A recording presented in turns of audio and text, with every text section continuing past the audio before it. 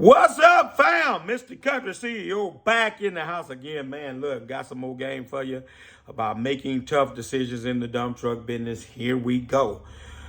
Today I want to talk about making the tough decision to subcontract. Here's why that was a tough decision for me. And this is Throwback Thursday, right? So I'm going way back and tell you about my experience I had. After I had gotten to 3 trucks on my own, and I just was comfortable with the 3 trucks and making my money, and my business was doing well, and I was like, having opportunities was coming my way, and I want to get into a whole lot of subcontracting.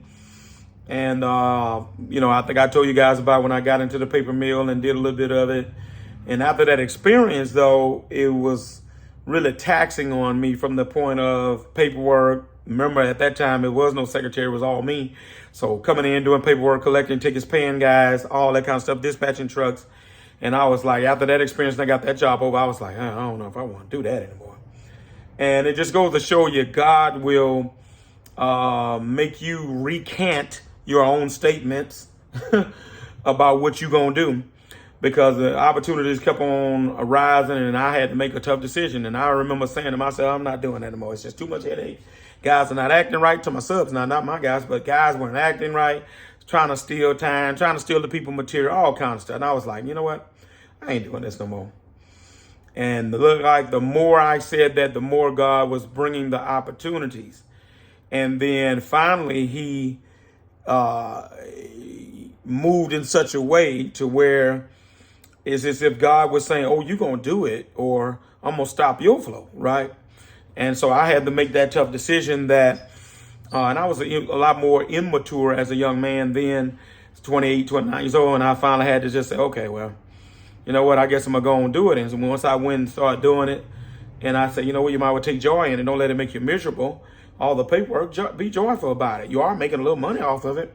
And I just began to embrace it, right? I made the tough decision of embracing dealing with other truckers besides my drivers. Don't miss that, right? And if you're a trucker, you know that some truckers are a piece of work.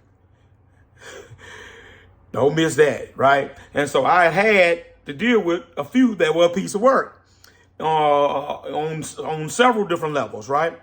And so I was like, man, I ain't got to deal with it. But God spoke to me, showed me, impacted me in a way to say, hey, embrace it. So I made the tough decision to throw my hands up, surrender, and say, okay, God, whatever you want me to do, I'm going to do it in that regard. And years later, I look back on it, best decision I made, because here's what happened. Here's what I discovered. God wanted to use me as a conduit. Electricians, y'all come a little closer. Conduit is something that electricity flows through. God wanted to use me as a work conduit, right? Did y'all get that? I could shout right there. A work conduit for which he gives me the work. I knew how to handle paperwork. I'm a businessman. I can talk that talk. I can walk that walk when it comes to talking business to these contractors and people that hold the power. He says, you going to be the one that I'm going to flow the favor to. And here's what I need you to do, because I trust you enough to do it. I want you to spread the work amongst the guys and people that I'm going to put in your path. Talk, boy, that's a whole sermon right there. Didn't mean for it to be, but it was. And so when I embraced that and made that tough decision, okay, God, whatever you want to do, I'm not fighting it anymore, and start just embracing the work and begin to be not only reactive and let it come to me, I started being proactive in finding the work. Then the more I helped other truckers, I discovered that increased my favor with God. I was like, oh, wow. It wasn't a light bulb moment. It was like the whole sun came out and said, dude, this is it. Help other people. You got to remember, I wasn't preaching. I wasn't even a deacon when I first started, right? So, well, I was a deacon, but I wasn't preaching, right? So I wasn't mindset where I'm at now. So I just want to do my thing. But he wanted to use me in a bigger way. So you got to make that decision. Because here's what I discovered. Your blessings are never just for you. Talk, boy.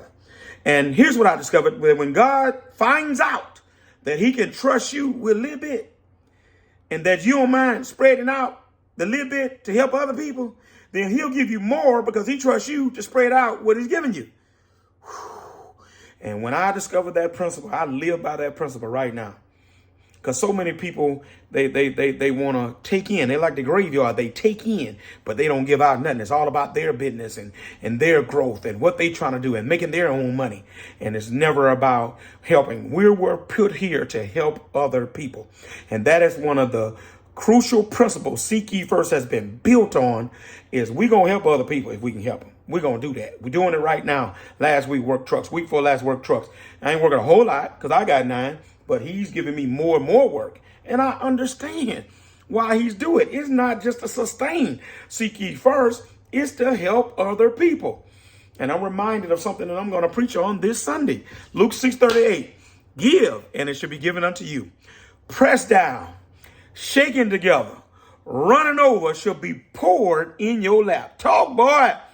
And he said, for with the same measure you measure out, it'll be measured back to you. Talk, Perry Jones.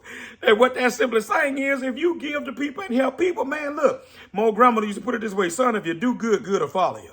Man, I feel the Holy Spirit up in this office. Let me let y'all go. Hit the like, hit the subscribe, notification bell. This is a good one here, y'all. Y'all got to share this one. Y'all got to like this one. Y'all have a good day. I'm gone.